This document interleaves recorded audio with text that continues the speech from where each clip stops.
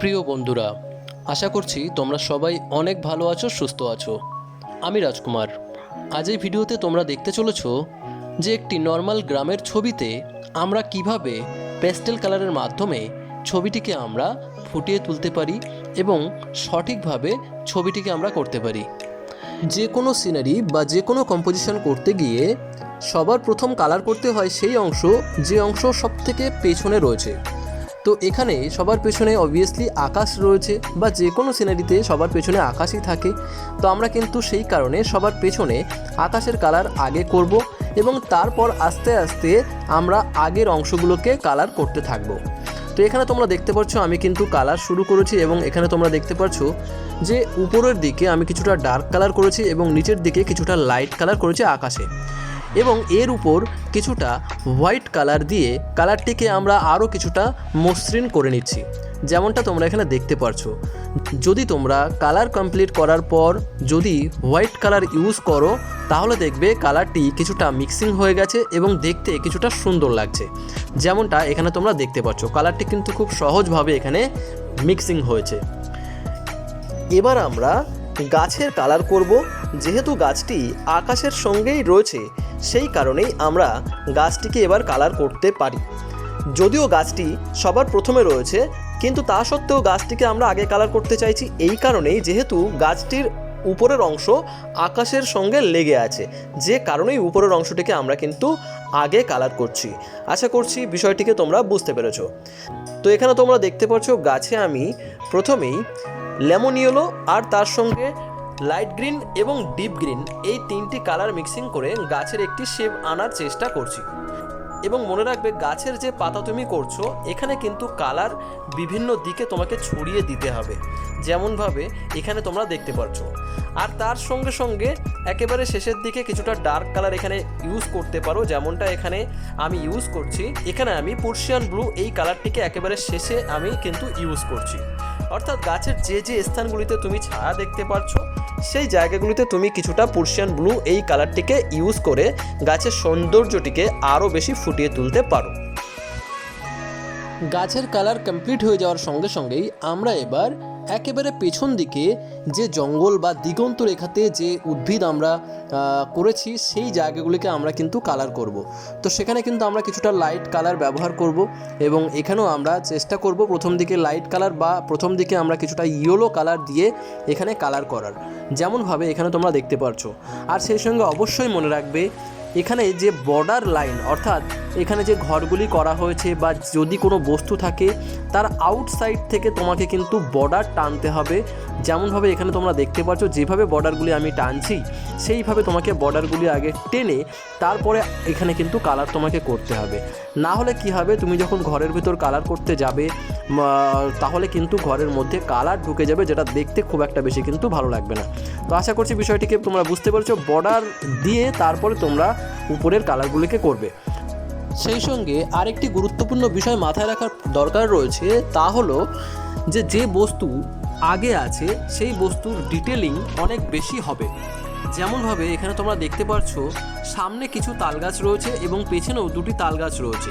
এক্ষেত্রে কিন্তু পেছনের গাছটিকে একটুখানি লাইট কালার দেওয়া হয়েছে এবং সামনের গাছটিকে কিছুটা ডার্ক কালার দেওয়া হয়েছে। এভাবেই তোমাকে কালারের বিষয়টিকে ছবিতে ফুটিয়ে তুলতে হবে। মনে রাখতে হবে ছবি করার সময় যখন তুমি কালার করবে তখন অবশ্যই খেয়াল রাখবে সেই কালার যেন কার্টুনের মতো না হয়ে যায়, অর্থাৎ কিছুটা তোমাকে রিয়েলিস্টিক দেখানোর চেষ্টা করতে হবে, অর্থাৎ কিছুটা 3D এফেক্ট ক্রিয়েট করতে হবে। যদি তুমি এটিকে না করতে পারো তাহলে কিন্তু ছবিটি রিয়েলিস্টিক হবে না এবং মনে হবে ছবিটি একটি কার্টুন। আর সেই কারণেই তোমাকে কালারের উপর অনেক বেশি গুরুত্ব দিতে হবে, অর্থাৎ কালারটি কিন্তু সেই 3D এফেক্ট ক্রিয়েট করতে পারবে। কাছে বা দূরে এই বিষয়গুলোকে কিন্তু কালারের মাধ্যমে তুমি ফুটিয়ে তুলতে পারবে। আর সেই কারণেই কালারটিকে খুব তাড়াহুড়ো করে করতে যাবে না, একটু বুঝে শুনে দূরে যে বস্তু রয়েছে এবং কাছে যে বস্তু রয়েছে এই দুটি বস্তুর মধ্যে অনুপাত বুঝে তোমাকে কালার করতে হবে।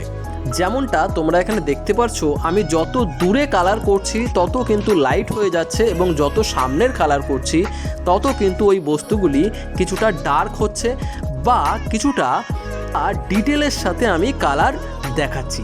এইটি কিন্তু অনেক বেশি গুরুত্বপূর্ণ। তোমরা যখন ছবিতে কালার করো এই বিষয়গুলোকে তোমরা অনেকেই খেয়াল করো না। তোমরা দূরে এবং কাছে প্রায় একই ধরনের কালার তোমরা করে বসো। এটা কিন্তু একটা অনেক বড় ভুল তোমাদের ছবির ক্ষেত্রে, সেটা ওয়াটার কালার হোক বা প্যাস্টেল কালারের ক্ষেত্রে হোক না কেন। এবং এই কালার কমপ্লিট করার পর এখানে যে ব্ল্যাক মার্কার যেটি আমরা ব্যবহার করি, যেটাকে গ্লাস মার্কার আমরা বলি, এই গ্লাস মার্কার দিয়ে তোমরা অনেকে বর্ডার দিয়ে দাও। তো বর্ডার একেবারে না দেওয়াই ভালো। বর্ডারের পরিবর্তে এখানে তোমরা দেখতে পাচ্ছ আমি ব্ল্যাক মার্কার দিয়ে এখানে কিছুটা কালারের কাজ করছি, অর্থাৎ এখানে কালারটিকে আমরা কিছুটা মিক্সিং করে দিচ্ছি। এখানে কিন্তু কোনো রকম বর্ডার পড়ছে না। আশা করছি তোমরা বুঝতে পারছো। তো এইরকমভাবে ছবিতে চেষ্টা করবে দুদিক থেকেই বর্ডার না দিয়ে, বর্ডার তোমরা দাও কিন্তু সেই বর্ডার যেন এমনভাবে না হয় যেন একটা কার্টুন হয়ে যায় ছবি। আশা করছি ক্লিয়ার হয়েছে। বর্ডার তোমরা যদি দাও তাহলে সেইটিকে চেষ্টা করবে যে কালারটির সঙ্গে ওই বর্ডার যেন মিশে যায়, ঠিক আছে, যেমনভাবে তোমরা এখানে দেখতে পারছো। আর এভাবে যদি তোমরা ছবিগুলিকে করো তাহলে দেখবে আস্তে আস্তে তোমাদের ছবিগুলি খুবই সুন্দর লাগবে এবং অনেকটা 3D এফেক্ট তোমরা কিন্তু ক্রিয়েট করতে পারবে। যদিও এই ছবিগুলি খুবই বেসিক লেভেলের ছবি, যারা তোমরা প্রথম শিখছো তাদের জন্যই এই ভিডিওটি আমি করেছি। পরবর্তীতে তোমরা কি ধরনের ভিডিও আমার থেকে চাও বা কি তোমরা শিখতে চাও বা জানতে চাও সেগুলিকে আমাকে কমেন্টের মাধ্যমে জানাবে। আমি অবশ্যই চেষ্টা করব তোমাদেরকে সেই ভিডিওগুলো বেসিক লেভেল থেকে দেখানো।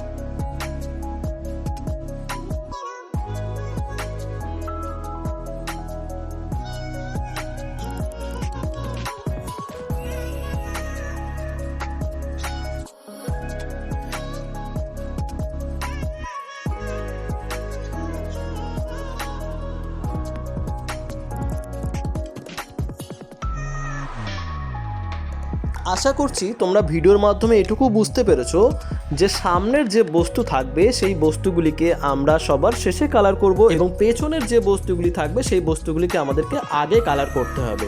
ছবি করার ক্ষেত্রে কিন্তু আবার উল্টো, ছবি করার ক্ষেত্রে কিন্তু যে বস্তু সামনে রয়েছে সেই বস্তুকে আগে আঁকার দরকার রয়েছে এবং পেছনের বস্তুকে পরে আঁকার প্রয়োজন রয়েছে। তো আশা করছি তোমরা ভিডিওটি থেকে অনেক বিষয়গুলি সম্পর্কে জানতে পেরেছো। যদি তোমাদের ভিডিও ভালো লাগে অবশ্যই তোমরা কমেন্টের মাধ্যমে জানাবে এবং তোমরা কি জাতীয় ভিডিও চাইছো সেগুলি সম্পর্কেও তোমরা কমেন্টের মাধ্যমে আমাকে জানাবে, বা ভিডিও তোমাদের কেমন লাগছে সেটা সম্পর্কেও অবশ্যই আমাকে জানাতে পারো। তার সঙ্গে সঙ্গে যদি তোমরা কেউ অনলাইন ক্লাস করতে চাও তাহলে অবশ্যই তোমরা ডিসক্রিপশনে দেওয়া নাম্বারে আমার সঙ্গে কন্ট্যাক্ট করতে পারো। তো আজ এই পর্যন্তই রাখবো, তোমাদের সঙ্গে দেখা হচ্ছে পরবর্তী ভিডিওতে। ততক্ষণের জন্য তোমরা সবাই ভালো থেকো, সুস্থ থেকো, বাই।